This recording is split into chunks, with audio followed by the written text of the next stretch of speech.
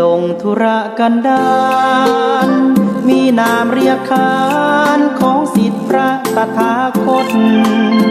ผู้ออกเผยแผ่ธรรมะแก่ทุรชนมิให้มองมน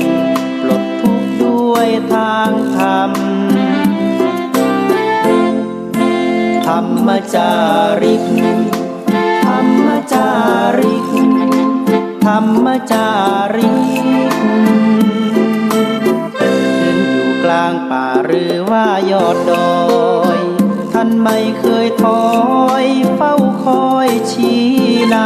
ำให้ใช้ธรรมะขององค์พระพุทธธรรมให้ใจสุขล้ำน้อมนำทำกรรมดีธรรมจาริกธรรมจาริกธรรมจาริก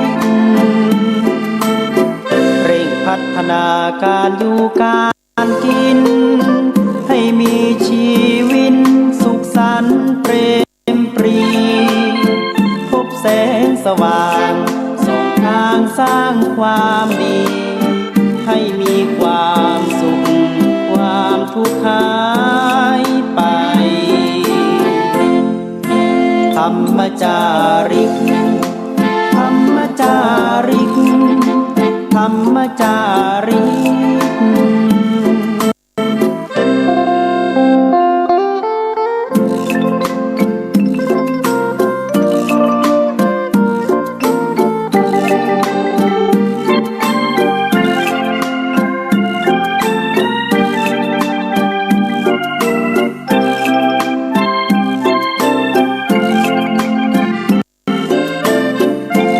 พัฒนาการอยู่การกินให้มีชีวิตสุขสันต์เปรมปรีพบแสงสว่างส่องทางสร้างความดีให้มีความสุขความทุกข์หายไปธรรมจาริกธรรมจาริกธรรมจาริกธรรมจาริกธรรมจาริกธรรมจาริกธรรมจาริกขอถวายความเคารพพระมหาเถรานุเถระครูบาสังฆเจ้าทั้งหลายจุตนจุองค์เจริญสุขเจริญธรรมสาธุชนพุทธบริษัททั้งหลายที่ได้สดับรับฟังธรรมะทางสถานีวิทยุคลื่น FM 104.50 เมกะเฮิรตซ์วัดฝ่ายหินมหาวิทยาลัยเชียงใหม่เมื่อค่ำยามเย็นวันนี้ก็ได้มาพบกันในรายการเสียงธรรมพระธรรมจาริกวัดสลีโสดาพระอารามหลวงจังหวัดเชียงใหม่โดยอัตมาภาพท่านพระครูปัญญาสังฆการผู้ช่วยเจ้าอาวาสวัดสลีโสดาพระอารามหลวงได้มาดำเนินรายการมาพบกับท่านทั้งหลายช่วงดินดอยสุเทพเจ้าวัดสลีโสดาพระอารามหลวงก็เป็นบรรยากาศที่สดใส มีความจุ่มความเย็นในเมื่อค่ำยามเย็นก็เหมาะควรแก่กาลเวลาที่ท่านทั้งหลายจะได้กระทำคุณงามความดีในการได้เข้าเฝ้าองค์สมเด็จพระสัมมาสัมพุทธเจ้าได้เตรียมตัวไหว้พระเมื่อค่ำเมื่อแลงเมื่อค่ำยามเย็นได้อาบน้ำฟังธรรมกันมาตลอดวันก็เป็นสิริมังคละกับตนตัวครอบครัวในการที่เราได้ทำคุณงามความดีไว้กับตนกับตัวทุกวันก็เป็นส่วนหนึ่งในการที่ได้สร้างบุญบารมีที่อยู่บ้านอยู่เฮือนในช่วงโควิด -19 แพร่ระบาดเฮาบ่สะดวกสบายที่จะไปที่อื่นที่ไกลทางใดก็อยู่บ้านได้บำเพ็ญบารมีได้ทำจิตทำใจให้สงบเยือกเย็นไหว้พระสวดมนต์รักษาศีลตั้งมั่นกับตนกับตัวแล้วก็ได้มีใจที่เยือกที่เย็นได้แผ่จิตเมตตาให้แก่สรรพสัตว์ทั้งหลายในการทำคุณงามความดีในบ้านในเฮือนในช่วงวิกฤตโควิด -19 เกิดเป็นพระโยชนะกับตนกับตัวของเฮาวันนี้ในต้นรายการก็จะได้นำเอาสุภาษิตล้านนาไทยเอามาปั่นมาฝากพี่น้องศรัทธาสาธุชนทั้งหลายวันนี้ได้นำเอาบทที่ว่ากินฮื้อปอคาบหาบฮื้อปอแหงแป่งฮื้อปอใจไข้ฮื้อปอนอนกินฮื้อปอคาบหาบฮื้อปอแหงแป่งฮื้อปอใจไข้ฮื้อปอนอนกินฮื้อปอดีมือหาบฮื้อปอดีกับแหงสร้างหรือทำฮื้อปอใจงานเจ็บป่วยฮื้อปอนอนเป็นความหมายในสุภาษิตนี้ทำสิ่งใดฮื้อทำจริง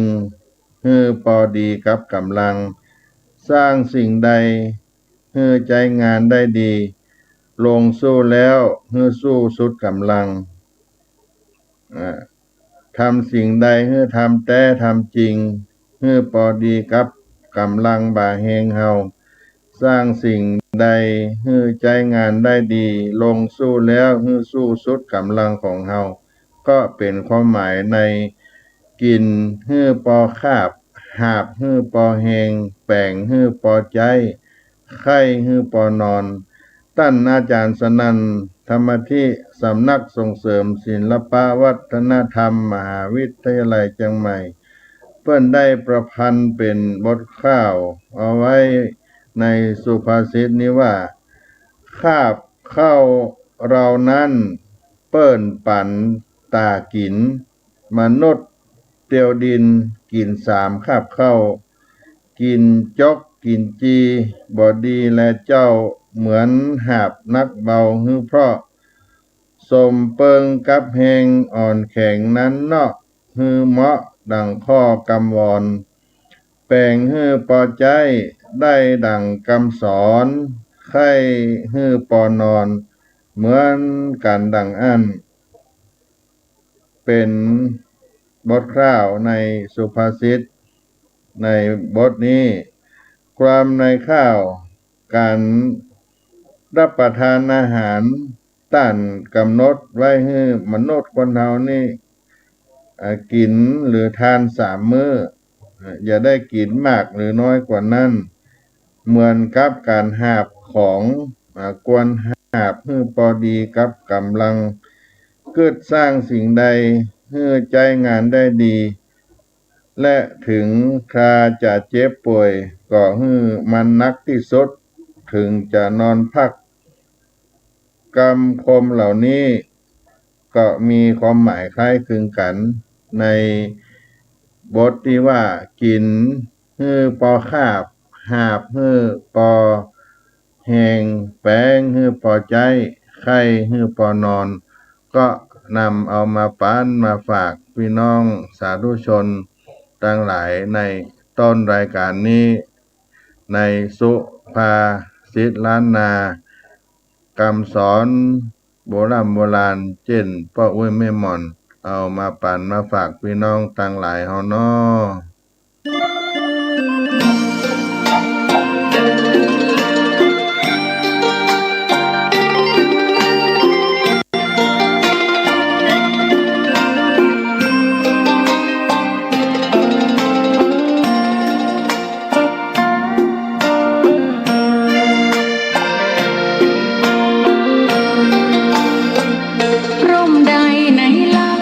ใจเย็นเฝ้าร่มโพทองทั่วลาศรัทธาโย ร่มของพุทธศาสนา ยิ่งกว่าร่มใดกันแดดไฟฝนลมหน้าหนาแผ่กิ่งก้านสาขาปกคลุมประชาทุกชีวิตเย็นใดไหนเล่าจะเทียมเท่าเย็นใจพระธรรมที่ทรงตรัสไว้เป็นความจริงใสตรัสไว้ด้วยดีผู้ทำเห็นเองไม่จำกัดการเวลานาทีผิดถูกแก้กันตรงนี้จะไม่มีเรื่องราวก่อกวนพุทธศาสนาเชื่อมมากับเมืองสยามวัดบ้านโรงเรียนเขตข้างปฏิบัติตามแม่ยามเรรวนคิดทำสิ่งใดเป็นไปเพื่อประโยชน์ทั้งมวลทำดีละสิ่งยั่วยวนขนึงครวญทางสายกลางชนะในเล่าจะเทียมเท่าชนะตอนยิ่งใหญ่ในทุกแห่งหนยิ่งกว่าชนะคนในสงครามไม่มีกลับแพ้ไม่มีเรื่องแย่มาลุกลามประพฤติปฏิบัติตามองค์สัมมาสัมพุทธเจ้า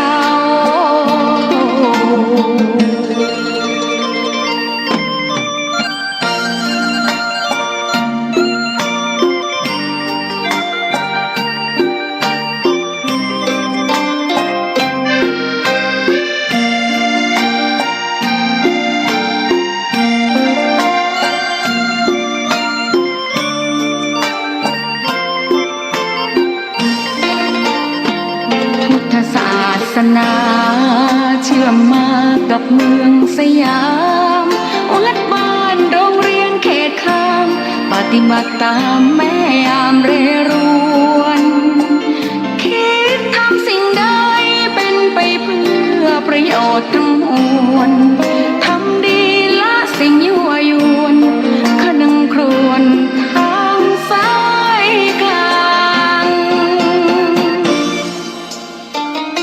ชนะในเล่าจะเทียมเท่าชนะตอนยิ่งใหญ่ในทุกแห่งหนยิ่งกว่าชนะคนในสงครามไม่มีกลับแพ้ไม่มีเรื่องแย่มาลุกลามประพฤติปฏิบัติตามองค์สัมมาสัมพุทธเจ้า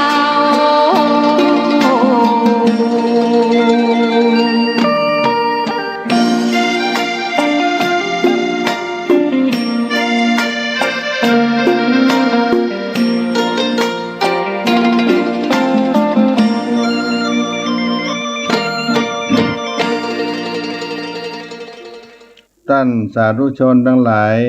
ในช่วงบ่ายวันนี้อาตมาภาพก็ได้นำเอาเรื่องบารมี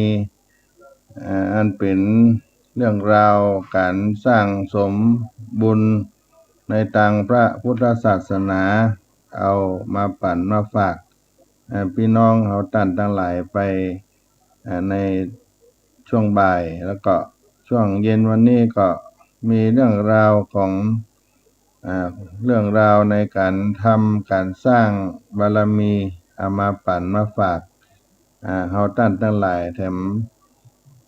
มาเพิ่มมาเติมให้กับศรัทธาสาธุชนทั้งหลายการที่เกิดมา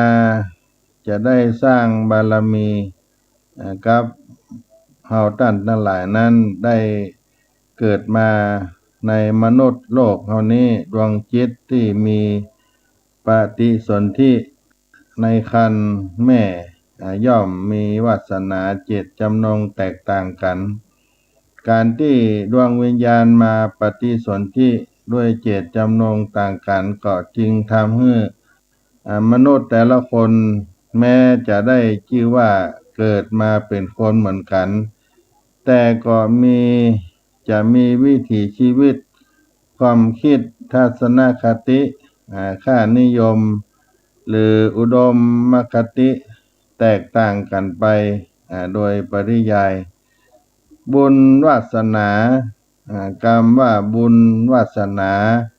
คือกรรมฝ่ายบวกหรือกรรมดีที่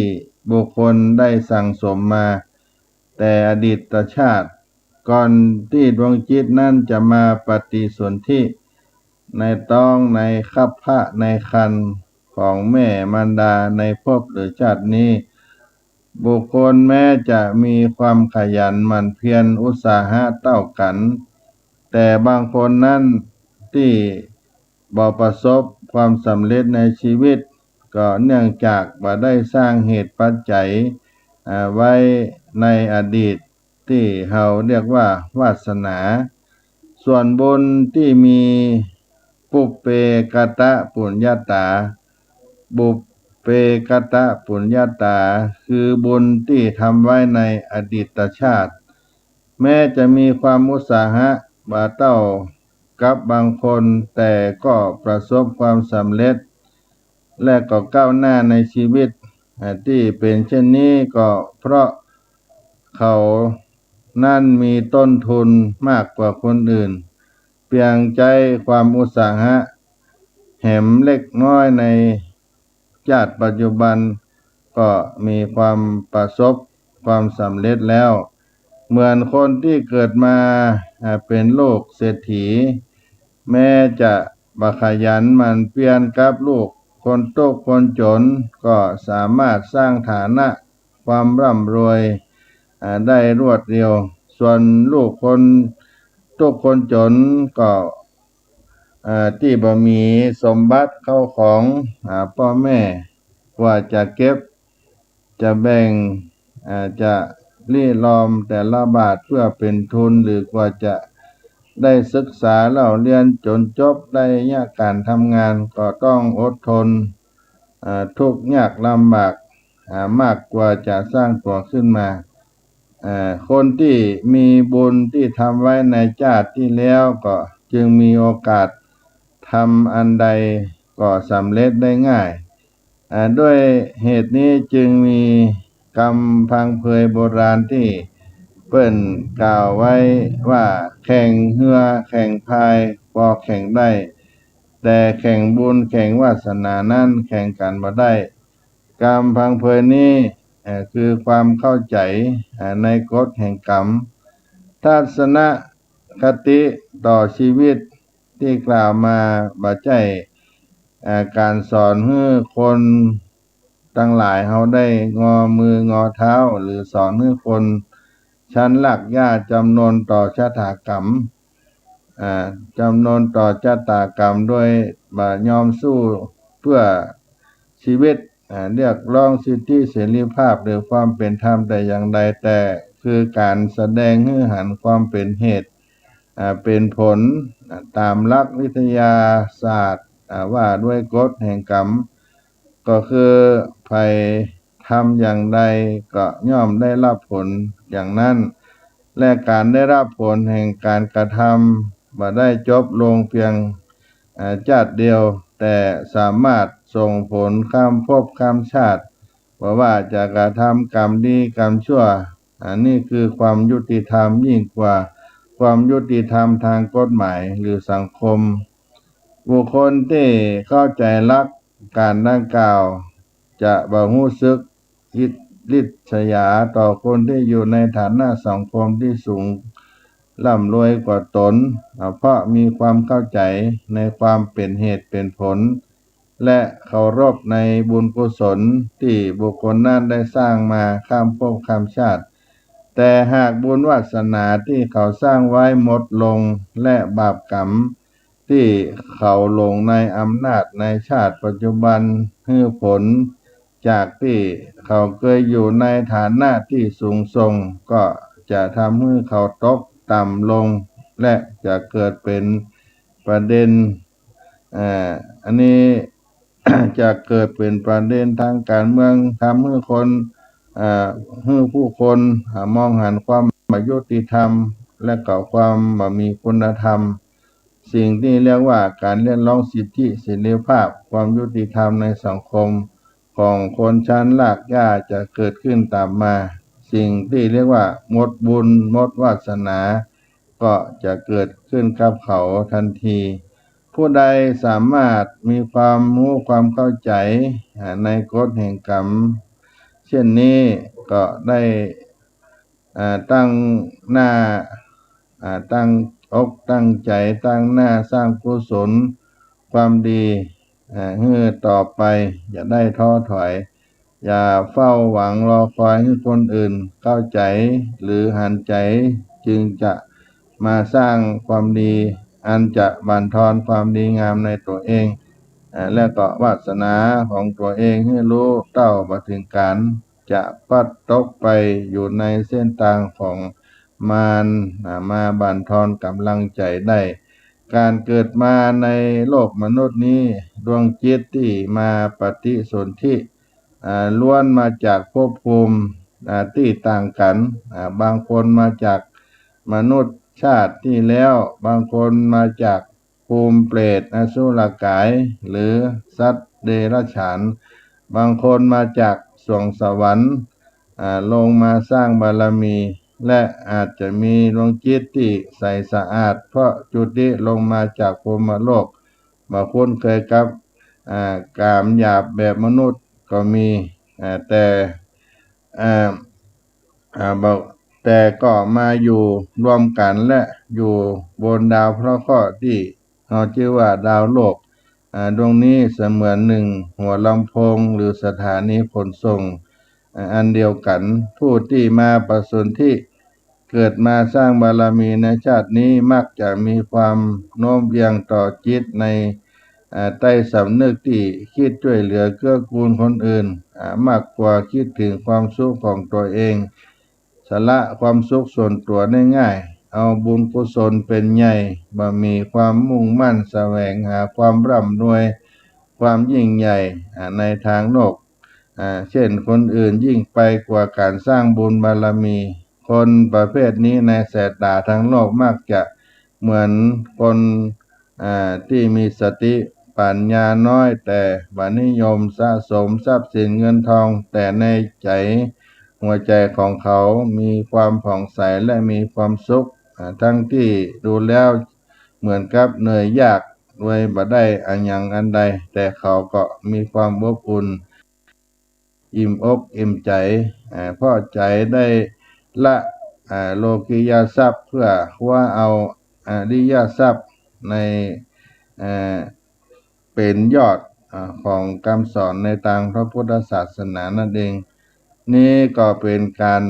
แบ่งเขตระหว่างจิตใจคนที่มุ่งมีวาสนาในทางโลกกับผู้มีวาสนาในทางธรรมคนที่บ่ได้เกิดมาสร้างบารมีอย่างแท้จริง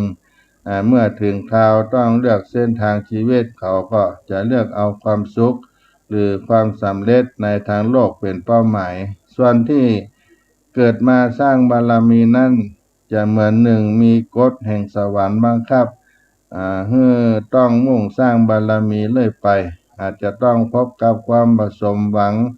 ในความมักนั้นจะปิดกั้นการสร้างบารมีให้คับแคบอยู่แต่เรื่องกามและครอบครัวบางคนอาจจะต้องประสบเคราะห์ร้ายด้านสุขภาพเพื่อให้ตระหนักถึงความไม่แน่นอนของชีวิตและร่างกายก็จะได้รีบเร่งสร้างบารมีตามที่เคยอธิษฐานก่อนลงมาเกิดเป็นมนุษย์อยู่ในท้องแม่มารดาของตนคนที่เกิดมาสร้างบารมีชีวิตจะพบกับความลำบากบางทีก็จะรู้สึกโดดเดี่ยวเพราะว่ามีคนเข้าใจบางทีอาจจะเหมือนคนอาภัพในความฮักหรือเรื่องความสุขในทางโลกในชีวิตมักจะมีสิ่งที่มาทดลองจิตใจว่าจะเลือกเอาอันใดระหว่างความดีความชั่วจะเลือกเอาความสุขสบายหรือเลือกเอาการสร้างบารมีเกิดขึ้นกับตนกับตัวได้เลือกเส้นทางแห่งความการสร้างมุ่งบารมีก็จะดูเหมือนลำบาก ในชีวิตที่เราอยู่แต่ร่างกายได้แตกทำลายสิ้นอายุขัยลงไปวันใดเขาก็จะกลายเป็นผู้ที่สร้างบุญที่ยิ่งใหญ่มีอานุภาพบารมีที่บำเพ็ญไว้ได้บริบูรณ์เกิดขึ้นกับตนกับตัวของเขานี่ก็เป็นการสร้างบุญบารมีเกิดมาสร้างบารมีผู้ที่มีบุญมีบารมีนั่นก็มีลักษณะของตัวของเปิ้นเหมือนกันผู้ที่สั่งสมบุญบารมีที่ยาวนานหลายภพหลายชาติในปัจจุบันชาติว่าจำเป็นต้องมีตำแหน่งยศศักดิ์ใหญ่โตเป็นคนมีชื่อมีเสียงโด่งดังแต่ประการใดแต่ก็จะมีลักษณะเป็นผู้มีบุญบารมีเช่นแม้เป็นคนเลวเป็นคนเลวแต่บ้านปลาย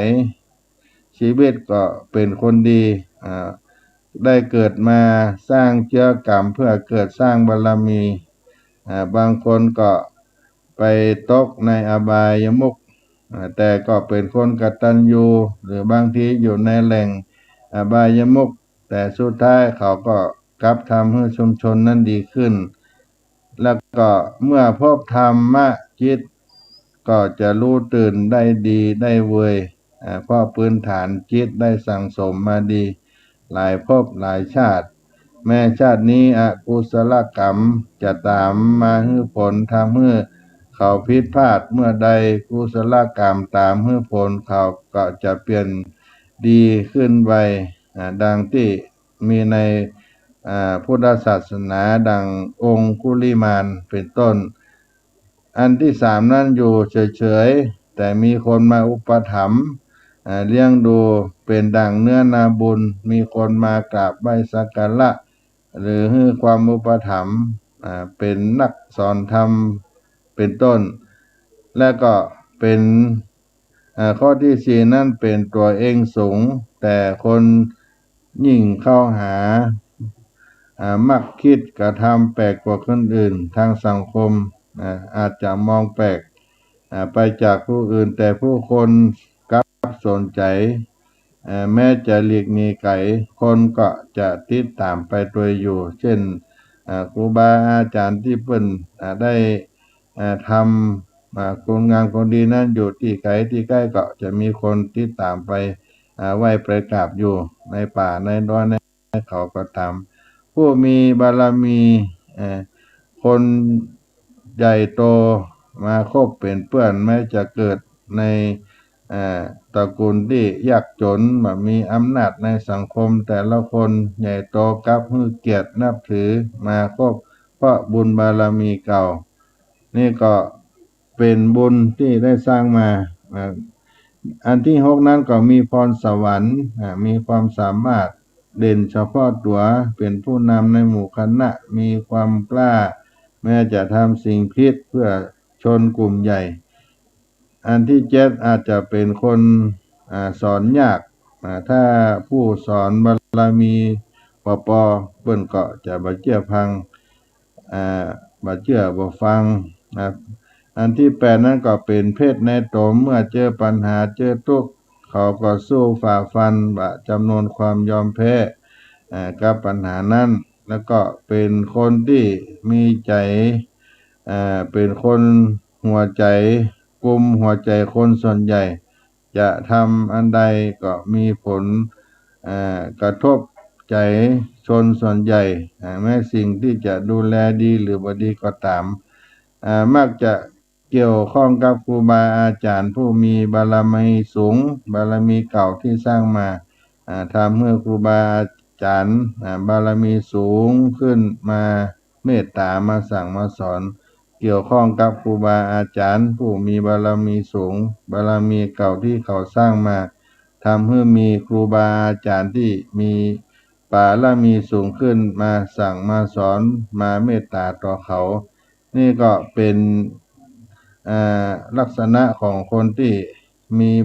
บุญมีบารมี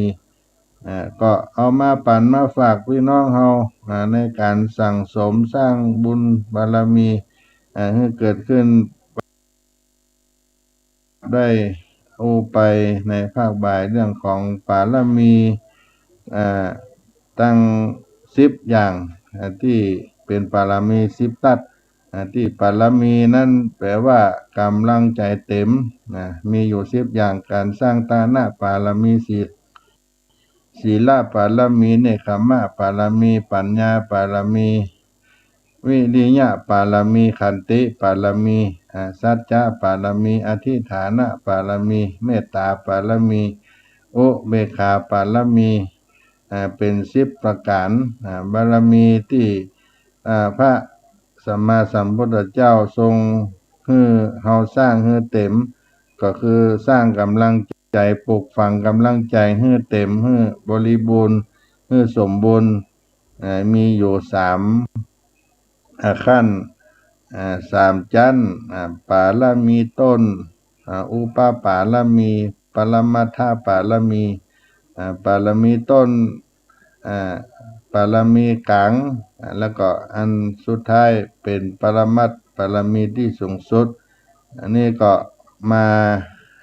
าจากให้พี่น้องศรัทธาสาธุชนเฮาท่านทั้งหลายได้สั่งสมสร้างบุญบารมีให้เกิดขึ้นกับตัวเฮาผู้ที่ได้สร้างบุญสะสมบารมีก็จะมีจิตมีใจที่ดีที่งามได้เกิดขึ้นกับตนกับตัวมาปั่นมาฝากให้พี่น้องศรัทธาในเมื่อค่ำยามเย็นในวันนี้ก็ได้รับฟังคีตธรรมในรายการเสียงธรรมพระธรรมจาริกแถมสัก1คีตธรรมกันเนาะ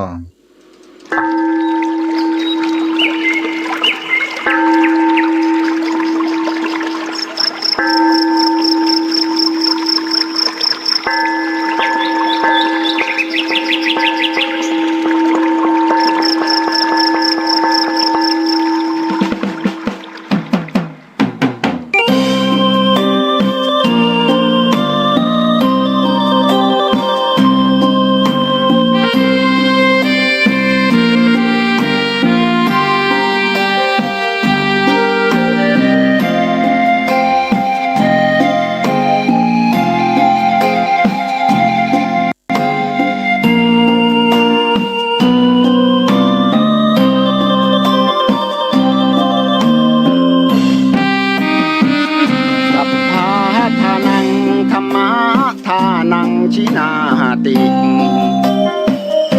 ภาษาบาลีที่พุทธองค์ท่านทรงตรัสสอนการให้ธรรมะชนะการให้จงได้สังวรให้ทราบภายในชะล้างจิตใจให้คำสั่งสอนธรรมะจะช่วยกัดกร่อนนิวรณ์จะได้เบาบางสัพพะทานังธรรมะทานังชินาติได้ฟังคำนี้ท่านทรงบ่งชี้1ไม่มี2ให้ทำเป็นทานสารต่อปัญญานำพาแสงส่องแสงธรรมชี้นำถูกต้องรับรองท่านต้องสุขใจ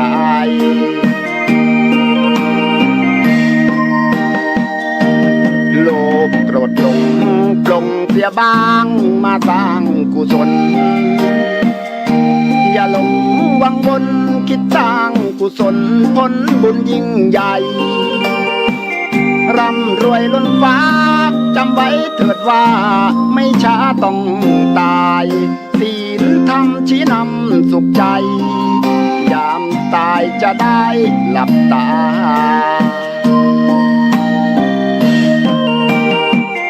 สัพพะ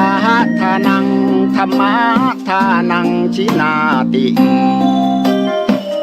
ได้ฟังเพลงนี้เชิญเถิดน้องพี่อย่าได้รอช้า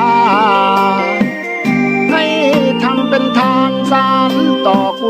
ศลผลเวทนาชาตินี้หรือว่าชาติหน้าเกิดมาดวงตาเห็นธรรม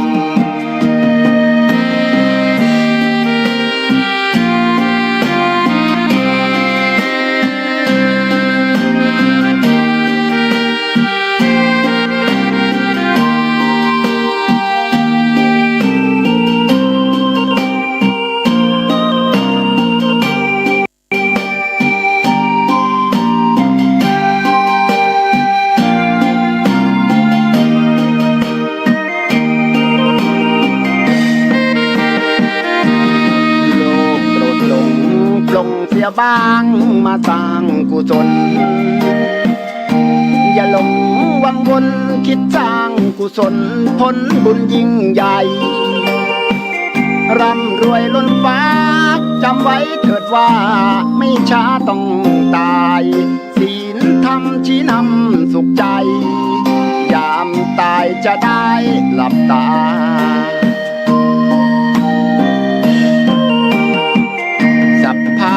ทานังธรรมะทานังชินาติได้ฟังเพลงนี้เชิญเถิดน้องพี่อย่าได้รอช้าให้ทำเป็นทานสารต่อกุศลผลเวทนาชาตินี้หรือว่าชาติหน้าเกิดมาดวงตาเห็นธรรม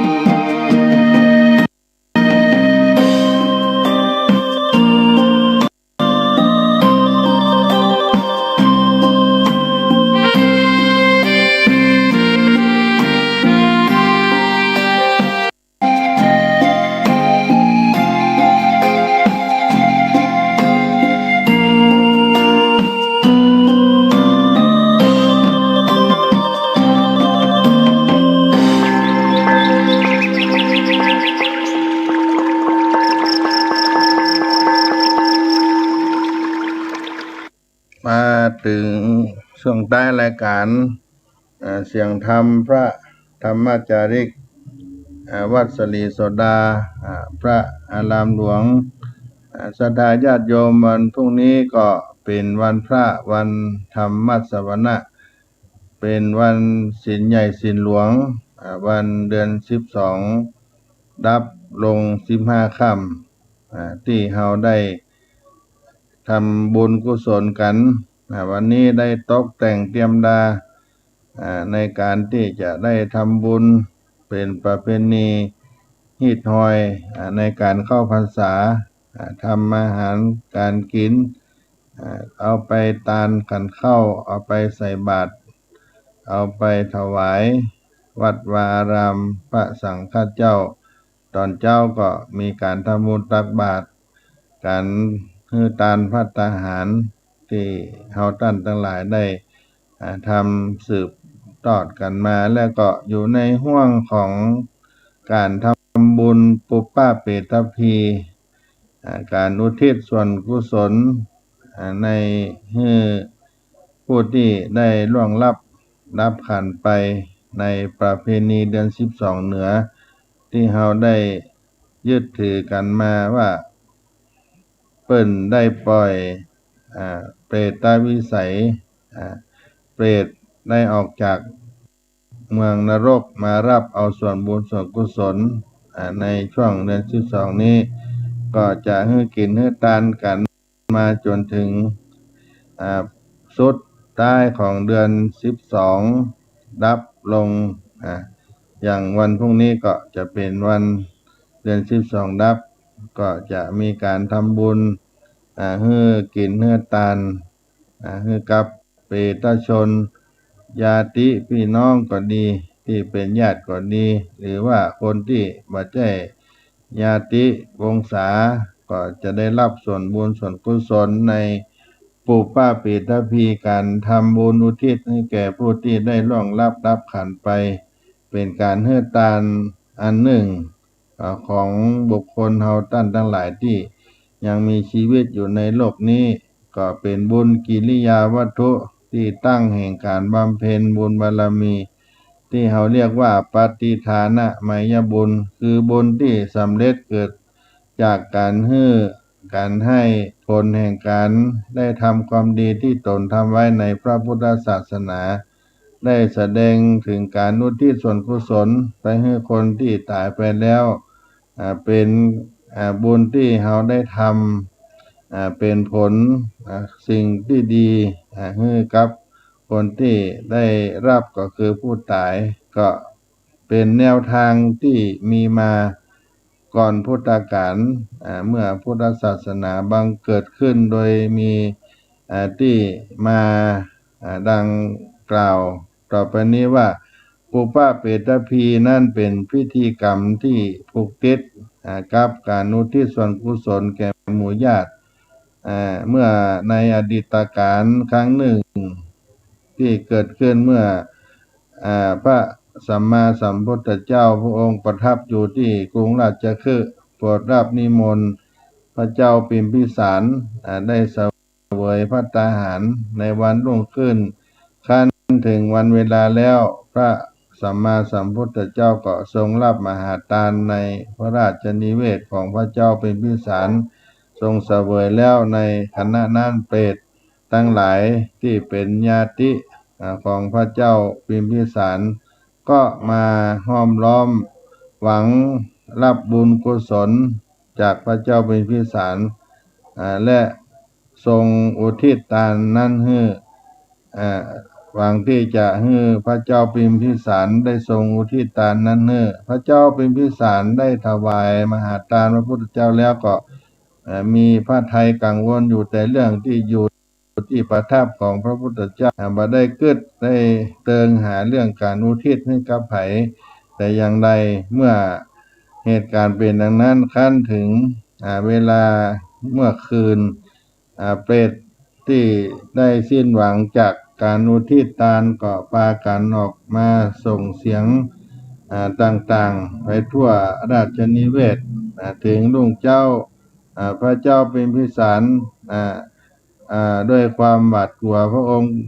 ได้สลดพระราชฤทัยก็ทรงเข้าไปกราบทูลถามพระพุทธเจ้าว่าเสียงนั้นเป็นเหตุใดจะเกิดอันยังขึ้นแก่กับพระองค์พระสัมมาสัมพุทธเจ้าพระองค์ก็ได้ตรัส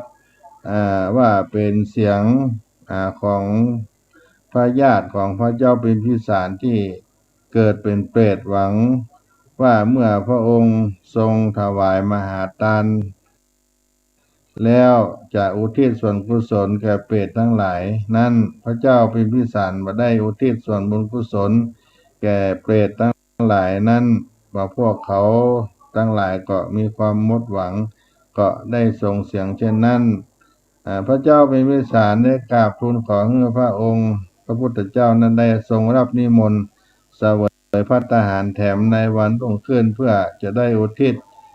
ทานแก่เปรตเหล่านั้นในวันรุ่งขึ้นพระสัมมาสัมพุทธเจ้าก็เสด็จไป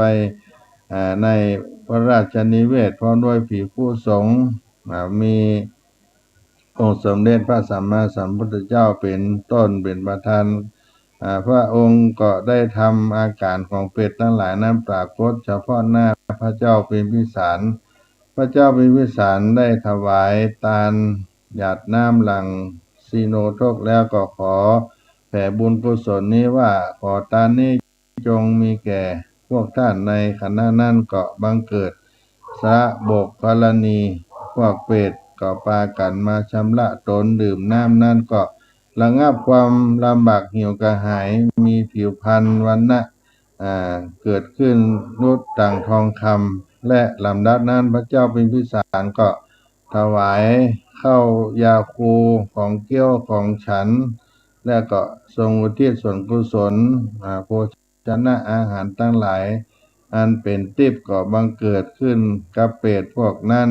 ปากันบริโภคของทิพย์นั้นมีอินทรีย์บริบูรณ์ทัดมาทรงถวายผ้าเสนาสนะเครื่องอลังการของเหล่านั้นเป็นทิพย์บังเกิดแก่เปรตแต่นั้นพระพุทธเจ้าเสวยภัตตาหารเสร็จแล้วก็ตรัสอนุโมทนา สรรเสริญถึงคุณของการทำทักษิโนทกถวายทานของพระเจ้าพิมพิสารการทำปุปปเปตพีก็ย่อมบำรุงความรักความนับถือในบรรพบุรุษของตนให้เจริญส่วนกุศลกตัญญูกตเวทิตาเป็นตังมาแห่งความรุ่งเรืองพระบรมศาสดาจึงได้อนุมัติเป็นสิ่งที่ดีที่งามด้วยดังกล่าวนี้แหละก็อย่าได้ลืมกันเนอะญาติโยมทั้งหลายพรุ่งนี้เป็นวันพระวัน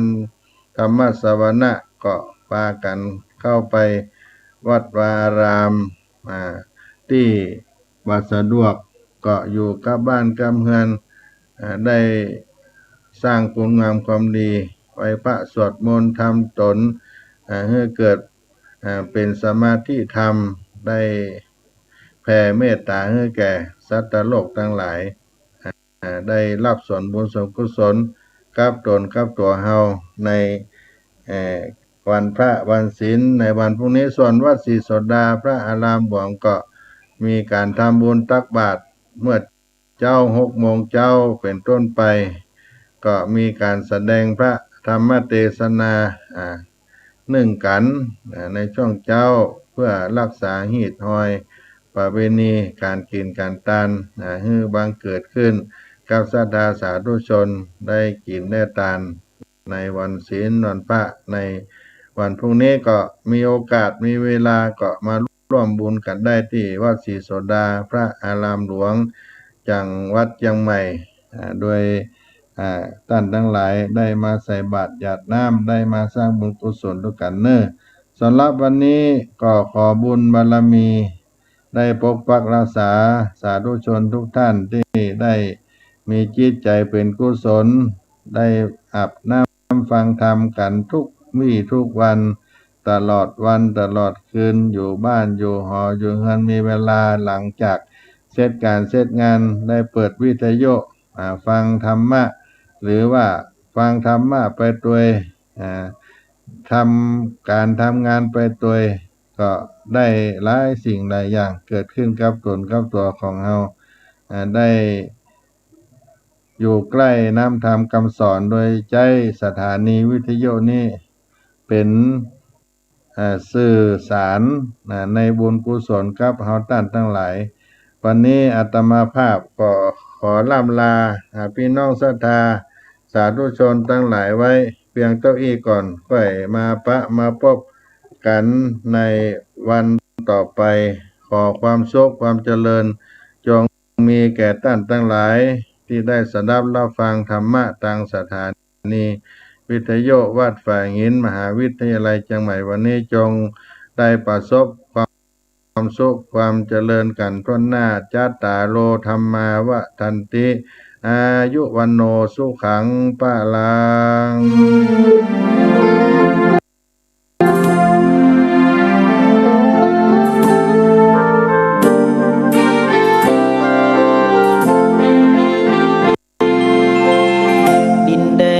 ดงธุรกันดารมีนามเรียกขานของสิทธิพระตถาคตผู้ออกเผยแผ่ธรรมะแก่ผู้รชนมิให้มองมนปลดทุกข์ด้วยทางธรรมธรรมจาริกธรรมจาริกธรรมจาริกขึ้นอยู่กลางป่าหรือว่ายอดดอยท่านไม่เคยถอยเฝ้าคอยชี้นำให้ใช้ธรรมะขององค์พระพุทธธรรมให้ใจสุขล้ำน้อมนำทำกรรมดีธรรมจาริกธรรมจาริกธรรมจาริกเร่งพัฒนาการอยู่การกินให้มีชีวิตสุขสันต์เปรมปรีพบแสงสว่างส่องทาง สร้างความดี ให้มีความสุขความทุกข์หายไป ธรรมจาริก ธรรมจาริก ธรรมจาริก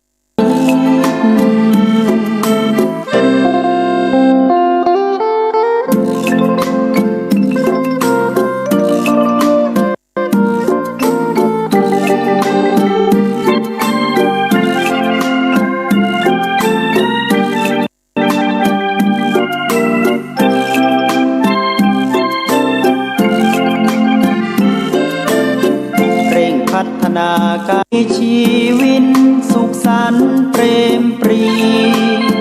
พบแสงสว่างส่องทางสร้างความดี ให้มีความสุขความทุกข์หายไป ธรรมจาริก ธรรมจาริก ธรรมจาริก ธรรมจาริก ธรรมจาริก ธรรมจาริก ธรรมจาริก